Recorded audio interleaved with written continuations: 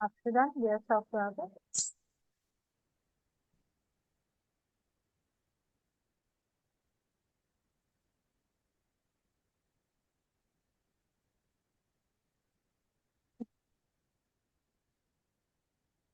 Ya.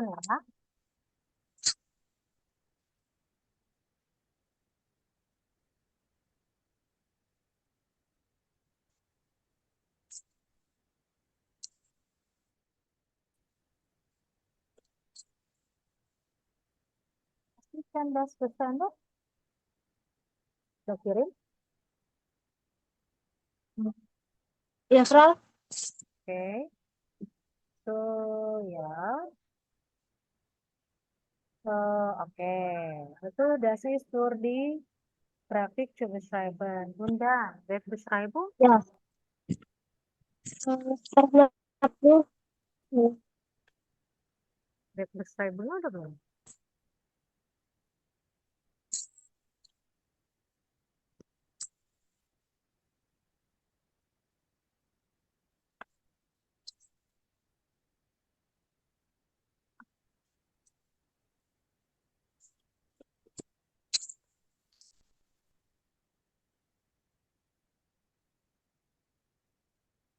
Theorie vorbei. Beschreibung hast du fertig gemacht?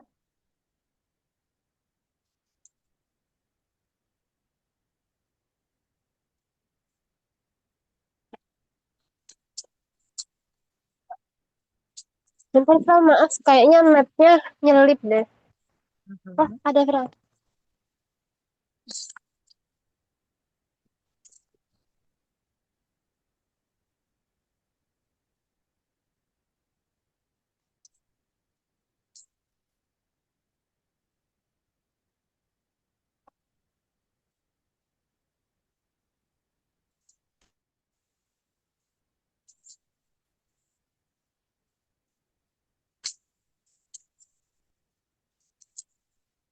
Oke, oke, ya.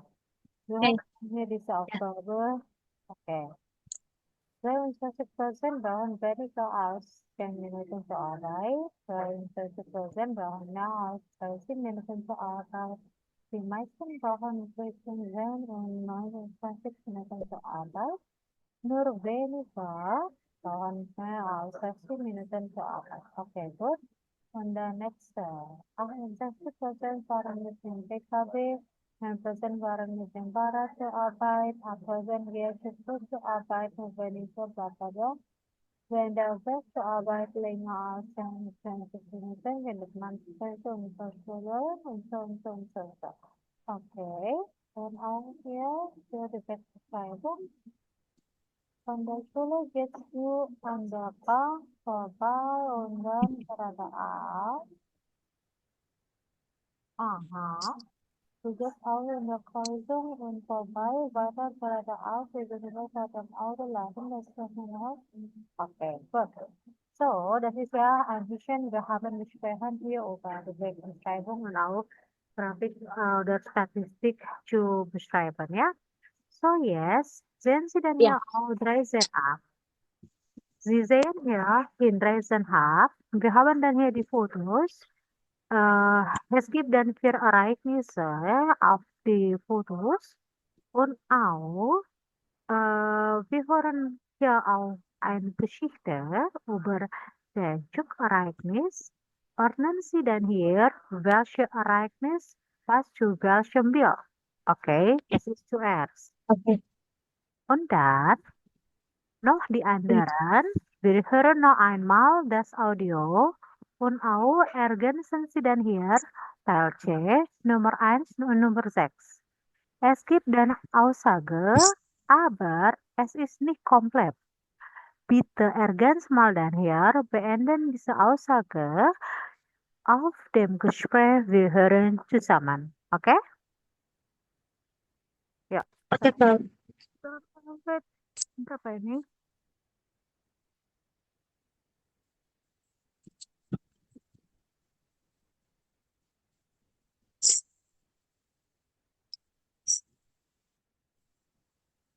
Oh, sorry. Saya upload lagi.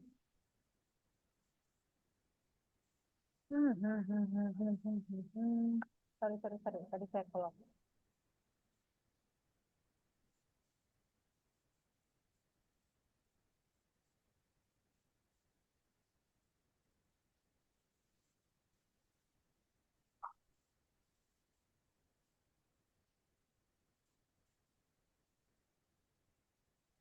Eins. Ah,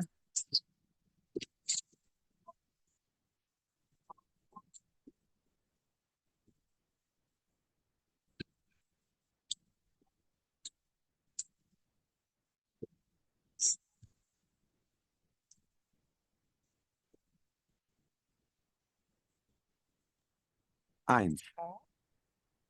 Eine Geschichte aus dem Zug? Ja, da weiß ich was. Das kennt ja jeder. Man sitzt im Zug, möchte lesen oder arbeiten, aber es geht nicht, weil zum Beispiel eine lustige und laute Reisegruppe im Zug ist oder weil jemand laut telefoniert, wie die Geschäftsfrau letzte Woche im Zug. Sie hat sehr laut telefoniert und über Details wie Zahlen, Probleme in der Firma mit Geschäftspartnern oder auch mit Kollegen gesprochen. Alle im Abteil konnten und mussten mithören. Nach einiger Zeit hat die Geschäftsfrau plötzlich gesagt, ach, entschuldige, ich muss jetzt Schluss machen. Ich schreibe dir alles andere in einer Mail. Mein Nachbar hat geklatscht. Ich habe sofort mitgemacht. Und dann haben fast alle Leute im Wagen geklatscht. Ich glaube, so schnell telefoniert die Frau nicht mehr laut im Zug. Das ist eins.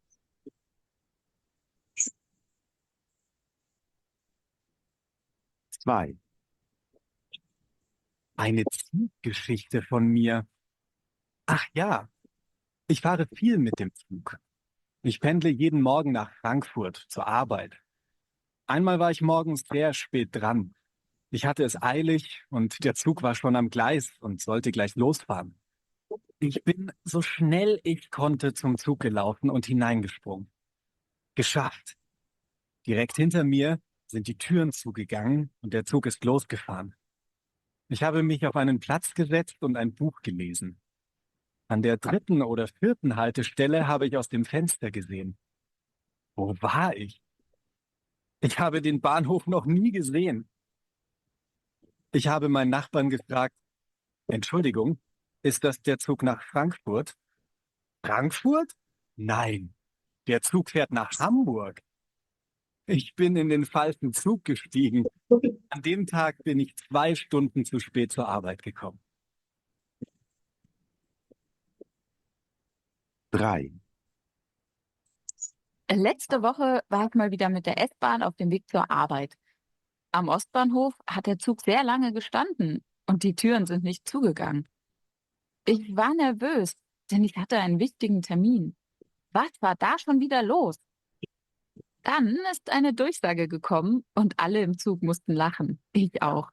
Die Durchsage war ungefähr so. Gehen Sie bitte aus der Tür. Wir können sonst nicht weiterfahren. Wenn Sie auf einen Freund warten möchten, fahren Sie bitte mit dem Auto. Das war lustig. Aber zu meinem Termin bin ich an diesem Tag trotzdem zu spät gekommen. 4. Eine lustige Zuggeschichte? Ja, also, ich war mal im ICE von Augsburg nach Berlin unterwegs. Alles war in Ordnung. Auf einmal hat es eine Durchsage gegeben. Sehr geehrte Fahrgäste, im Moment haben wir leider Verspätung. Wir kommen 20 Minuten später in Berlin an. Wir möchten aber gerne pünktlich sein. Also fahren wir jetzt schneller und hoffen, dass wir doch noch pünktlich ankommen. Kurz vor dem Bahnhof in Berlin ist dann die nächste Durchsage gekommen. Sehr geehrte Fahrgäste, wir sind jetzt 10 Minuten zu früh in Berlin. Leider ist unser Gleis noch nicht frei. Wir kommen deshalb auf Gleis 7 an und nicht auf Gleis 15. Alle Leute im Zug haben gelacht. So, tadi sudah selesai audio. Kita cancel dengan version A. Kita lihat video und dann Gespräch. Wir haben gehört von jetzt. Ich spiele dann das Audio noch einmal. Und jetzt wollen wir Karte Beenden Sie dann hier diese Aussagesätze, ja? Ja, Frau. 1, Eine Geschichte aus dem Zug? Ja, da weiß ich was. Das kennt ja jeder. Man sitzt im Zug, möchte lesen oder arbeiten, aber es geht nicht, weil zum Beispiel eine lustige und laute Reisegruppe im Zug ist oder weil jemand laut telefoniert, wie die Geschäftsfrau letzte Woche im Zug. Sie hat sehr laut telefoniert und über Details wie Zahlen, Probleme in der Firma, mit Geschäftspartnern oder auch mit Kollegen gesprochen. Alle im Abteil konnten und mussten mithören. Nach einiger Zeit hat die Geschäftsfrau plötzlich gesagt, ach, entschuldige, ich muss jetzt Schluss machen. Ich schreibe dir alles andere in einer Mail. Mein Nachbar hat geklatscht. Ich habe sofort mitgemacht. Und dann haben fast alle Leute im Wagen geklatscht. Ich glaube, so schnell telefoniert die Frau nicht mehr laut im Zug.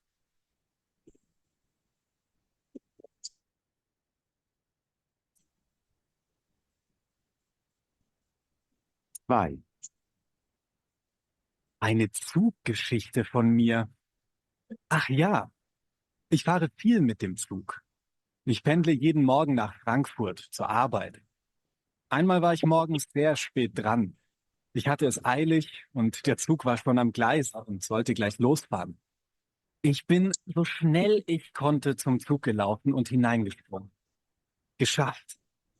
Direkt hinter mir sind die Türen zugegangen und der Zug ist losgefahren. Ich habe mich auf einen Platz gesetzt und ein Buch gelesen. An der 3. oder 4. Haltestelle habe ich aus dem Fenster gesehen. Wo war ich? Ich habe den Bahnhof noch nie gesehen. Ich habe meinen Nachbarn gefragt, Entschuldigung, ist das der Zug nach Frankfurt? Frankfurt? Nein, der Zug fährt nach Hamburg. Ich bin in den falschen Zug gestiegen. An dem Tag bin ich 2 Stunden zu spät zur Arbeit gekommen. 3, Letzte Woche war ich mal wieder mit der S-Bahn auf dem Weg zur Arbeit. Am Ostbahnhof hat der Zug sehr lange gestanden und die Türen sind nicht zugegangen. Ich war nervös, denn ich hatte einen wichtigen Termin. Was war da schon wieder los? Dann ist eine Durchsage gekommen und alle im Zug mussten lachen. Ich auch. Die Durchsage war ungefähr so. Gehen Sie bitte aus der Tür. Wir können sonst nicht weiterfahren. Wenn Sie auf einen Freund warten möchten, fahren Sie bitte mit dem Auto. Das war lustig. Aber zu meinem Termin bin ich an diesem Tag trotzdem zu spät gekommen. 4, Eine lustige Zuggeschichte? Ja, also, ich war mal im ICE von Augsburg nach Berlin unterwegs. Alles war in Ordnung. Auf einmal hat es eine Durchsage gegeben. Sehr geehrte Fahrgäste, im Moment haben wir leider Verspätung. Wir kommen 20 Minuten später in Berlin an. Wir möchten aber gerne pünktlich sein. Also fahren wir jetzt schneller und hoffen, dass wir doch noch pünktlich ankommen. Kurz vor dem Bahnhof in Berlin ist dann die nächste Durchsage gekommen. Sehr geehrte Fahrgäste, wir sind jetzt 10 Minuten zu früh in Berlin. Leider ist unser Gleis noch nicht frei. Wir kommen deshalb auf Gleis 7 an und nicht auf Gleis 15. Alle Leute im Zug haben gelacht. Okay. So, bitte ordnen Sie dann hier zuerst diese Bilder. Welche Bild hast du welche besprechen? Für jetzt 13a, bitte. Nummer 1, Passubil C. What? 2, Passubil A. 3, Passubil B. 4, Passubil D. Gut, okay. Und jetzt noch hier im Teil C. Wir ergänzen Sie dann hier die Sätze Nummer 1. Nummer 1, im Zug kann man oft nicht arbeiten, weil jemand so laut telefoniert. Dan why? Zwei, die Menschen im Zug haben geklatscht, weil äh,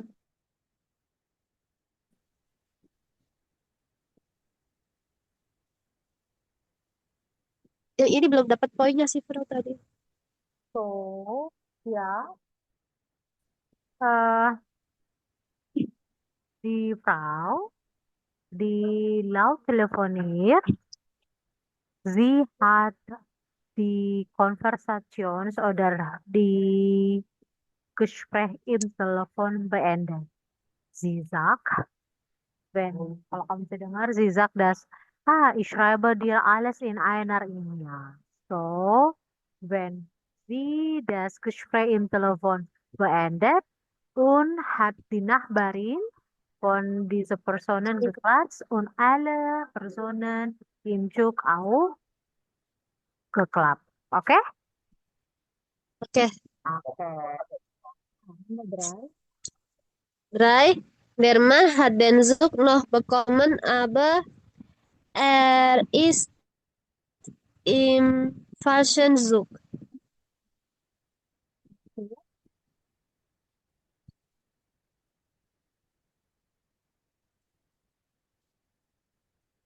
Vier, eine S-Bahn konnte nicht weiterfahren, weil die Person weiter mit dem Auto fährt. oke. Eine S-Bahn könnte nie weiterfahren, weil die Türen sind nicht zugegangen. Oke. Jadi pintunya Oke. tidak bisa kebuka. Oke. So, Oh ya, oke. And then, what's now? fünf, der Zug nach Berlin ist schneller gefahren, weil er Verspätung hat. Nah. Ya, betul. Verspätung hat und auch, was ist das? Der Fahrer des Zuges sagt, dass wir mussten aber gerne pünktlich sein. Also waren wir jetzt schneller und hoffen, dass wir doch noch pünktlich ankommen. Betul, ya? Oke. Ja, Nah, oke, Frau. hat Verspätung, aber der Fahrer des Zuges sagt, dass sie müssen schneller fahren und hoffen, dass der Zug kann pünktlich ankommen. Ja? Nummer 6. Ja. Sechs, der Zug ist in Berlin angekommen und war zu früh an Gleis 7. Zuhru in Berlin ya, es ist 10 Minuten Zuhru in Berlin ya. Oke, und deshalb auf Gleis 7 angekommen, aber, sorry, und deshalb der Zug auf Gleis 7 angekommen. Nie auf Gleis 15 ya. Oke. Ja. Das ist alles für das Audio.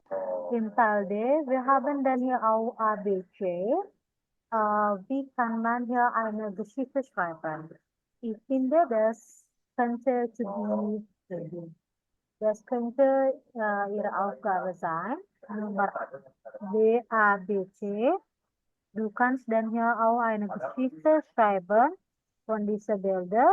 Und auch kannst du dann hier die Wörter und auch Aspekte und die Reihenfolge für diese Reihlisten zusammen ya. Oke. Mau bonus bu, 11A udah dikerjain loh. Belum. Oke.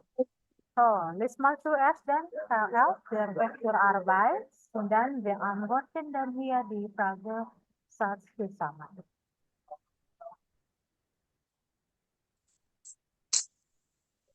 Yuk, dibaca dulu. Ja. 11a.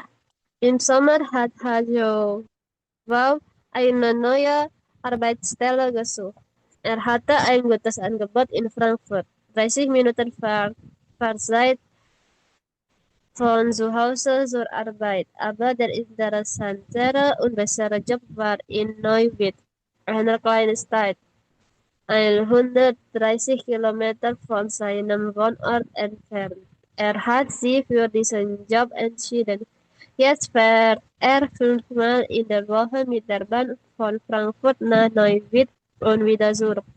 Eine Fahrt dauert fast 2 Stunden. Das Problem ist nicht die Zeit selbst, aber der Zeitdruck ist schwierig. Ich muss pünktlich gehen, denn sonst passe ich meinen Zug und dann muss ich eine Stunde warten. Und im Winter sind die Züge oft nicht pünktlich. Ich stehe dann immer noch früher auf. Aber man ist zu spät zur Arbeit, weil wir Verspätung haben. Aus Frankfurt möchten wir aber auch wegsehen. Wir haben ein Haus gekauft. Die Kinder gehen hier zur Schule und haben hier ihre Freunde. Auch die Freunde von meiner Frau und mir wohnen hier. Aber etwas Gutes hat das Bundle schon. Ich habe Zeit zum Lesen, das finde ich gut. Ich lese im Zug Zeitung und Bücher. Und manchmal nutze ich die Zeit auch für meine Arbeit. Oke, Nummer 1. Wie viele Kilometer fährt Hagewau jeden Tag? Er fährt jeden Tag 130 Kilometer. 2. 2. Wie lange braucht er für den Weg zur Arbeit? Er braucht äh,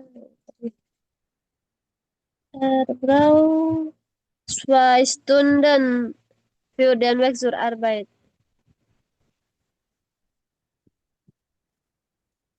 3. 3. Welche Probleme gibt es?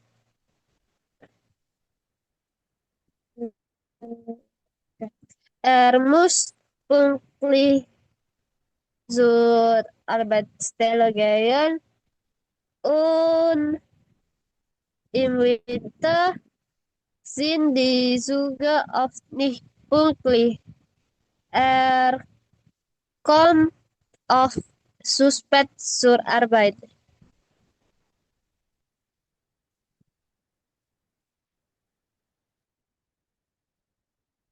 Ja, warum wohnt er so weit weg von seiner Arbeit?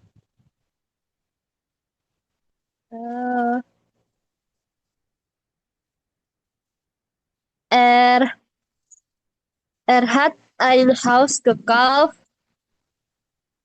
und er mochte nicht wegziehen.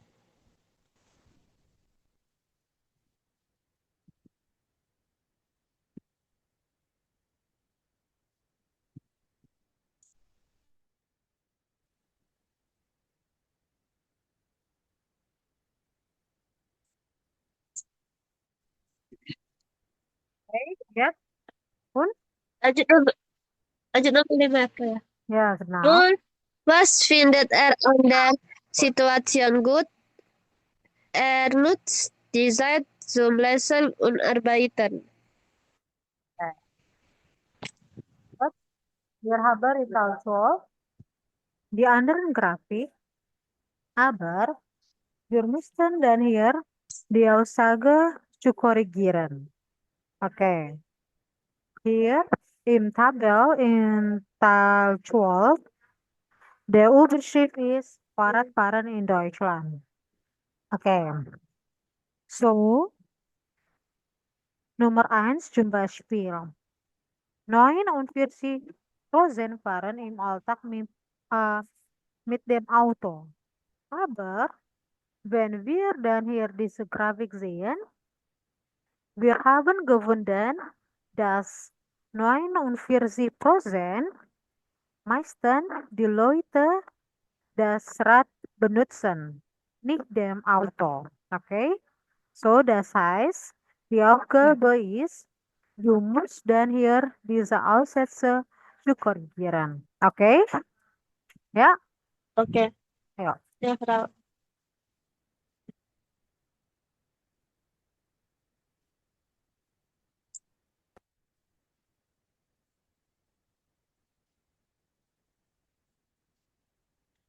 Spot. Nomor 2, Frau ya. 2, Silakan. 45% seien das Fahrradfahren als Sport. Oke. 3,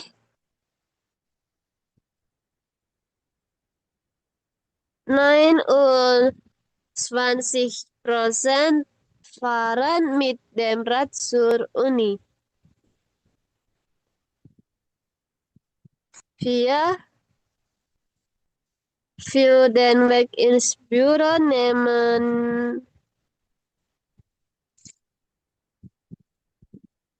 16% ihr Rad.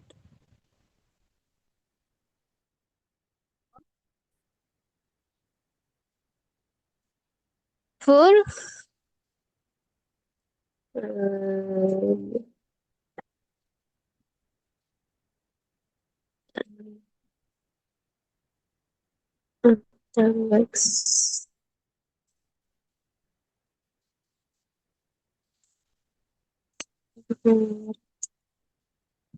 16% fahren mit dem Rad, wenn sie am Abend unterwegs sind.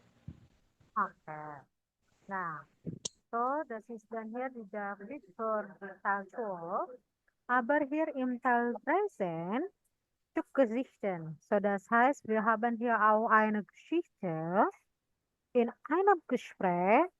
So, diese Personen benutzen diese Verkehrsmittel zu kommen zu diesen Orten. So, die Aufgabe, bitte ordnen Sie oder passen Sie dann hier, welche Verkehrsmittel benutzt man für welche Ort. Okay? Geht das? Oke, Oke, so ya. Ich geht das spiele dann nicht. hier das Audio ya. Ich muss noch einkaufen. Kommst du mit? Ja klar. Fahren wir mit dem Auto? Dann müssen wir die Sachen nicht tragen. Ach nee, wir brauchen nicht viel. Da können wir auch zu Fuß gehen. Na gut. Ein bisschen frische Luft ist auch schön. Frische Luft habe ich eigentlich jeden Tag genug. Für den Weg mit dem Fahrrad ins Büro brauche ich ja fast eine halbe Stunde. Aber dann habe ich auch gleich Sport gemacht. Und billiger als die Straßenbahn ist es auch. Deshalb musst du auch nicht ins Fitnessstudio gehen, so wie ich. Blöd, dass das so weit weg ist und ich dann nicht mit dem Rad hinkomme. Die U-Bahn fährt dort auch nicht. Die Busfahrt ist immer so langweilig und nach dem Training bin ich oft müde und schlafe fast ein. Sag mal, wenn wir am Sonntag an den See fahren, dann nehmen wir den Zug, oder? Das klappt doch auch immer gut, wenn wir in die Berge fahren. Dann stehen wir nicht wieder mit dem Auto im Stau. Ach, ich weiß nicht. Wenn wir in die Berge fahren, finde ich den Zug gut. Aber wenn wir an den See fahren, ist das nicht so praktisch. Da muss man vom Bahnhof so weit laufen. Komm, wir nehmen lieber das Auto. Na gut, aber du fährst. Ja klar, kein Problem. Okay. Noch einmal. So, bitte hör mal dann hier auch das Audio und passen Sie dann, welche Verkehrsmittel benutzt die Personen zu welchem Ort, ja? Ich muss noch einkaufen. Oke, Frau. Kommst du mit? Ja klar. Fahren wir mit dem Auto? Dann müssen wir die Sachen nicht tragen. Ach nee, wir brauchen nicht viel. Da können wir auch zu Fuß gehen. Na gut. Ein bisschen frische Luft ist auch schön. Frische Luft habe ich eigentlich jeden Tag genug. Für den Weg mit dem Fahrrad ins Büro brauche ich ja fast eine halbe Stunde. Aber dann habe ich auch gleich Sport gemacht. Und billiger als die Straßenbahn ist es auch. Deshalb musst du auch nicht ins Fitnessstudio gehen, so wie ich. Blöd, dass das so weit weg ist und ich dann nicht mit dem Rad hinkomme. Die U-Bahn fährt dort auch nicht. Die Busfahrt ist immer so langweilig und nach dem Training bin ich oft müde und schlafe fast ein. Sag mal, wenn wir am Sonntag an den See fahren, dann nehmen wir den Zug, oder? Das klappt doch auch immer gut, wenn wir in die Berge fahren. Dann stehen wir nicht wieder mit dem Auto im Stau. Ach, ich weiß nicht. Wenn wir in die Berge fahren, finde ich den Zug gut. Aber wenn wir an den See fahren, ist das nicht so praktisch. Da muss man vom Bahnhof so weit laufen. Komm, wir nehmen lieber das Auto. Na gut, aber du fährst. Ja klar, kein Problem. Okay, so ja, bitte dann. Eines zum Supermarkt. Sie gehen zu Fuß. A. Okay, G. Ins Büro. Sie gehen mit Fahrrad ins Büro. mhm.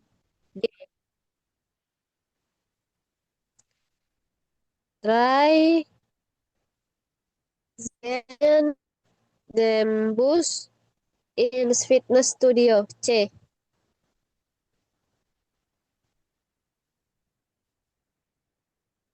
Vier.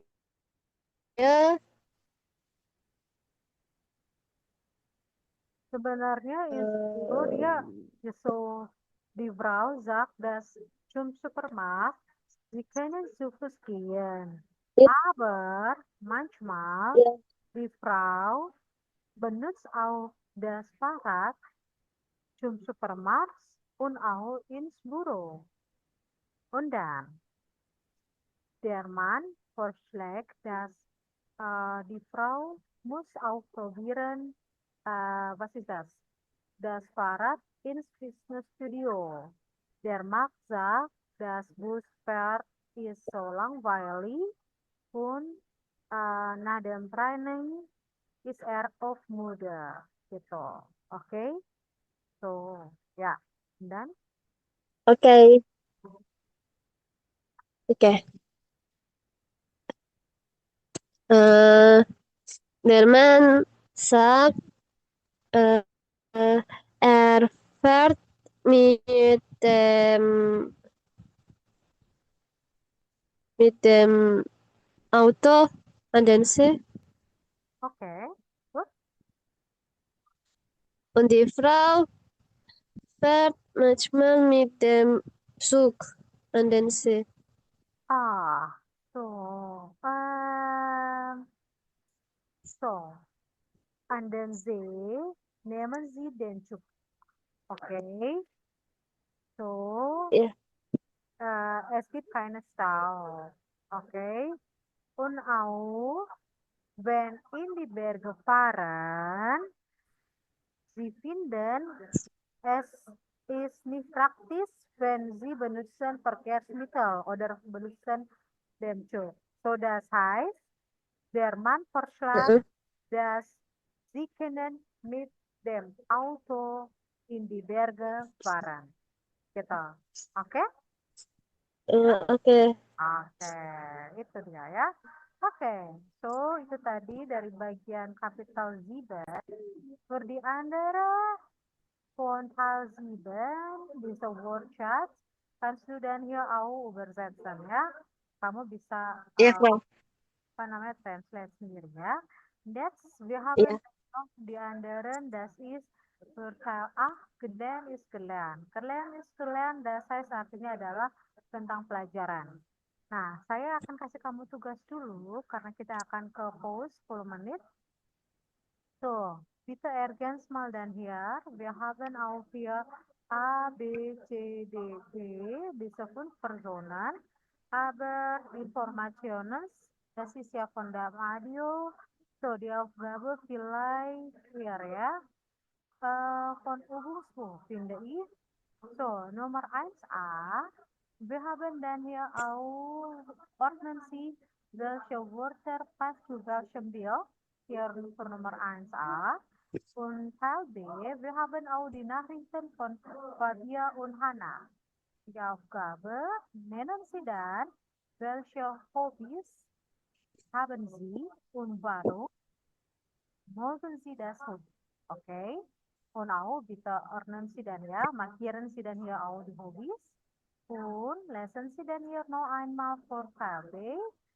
Bitte ergänzen Sie dann, welche Personen hat diese Aussetzer. Ja? Okay? 1a, Oke, Frau. 1c. Okay? So, wir machen dann hier Pause für 10 Minuten. Treffen wir uns dann 15:18 Uhr. Ja? Okay? Ya, Frau. Oke, alles klar.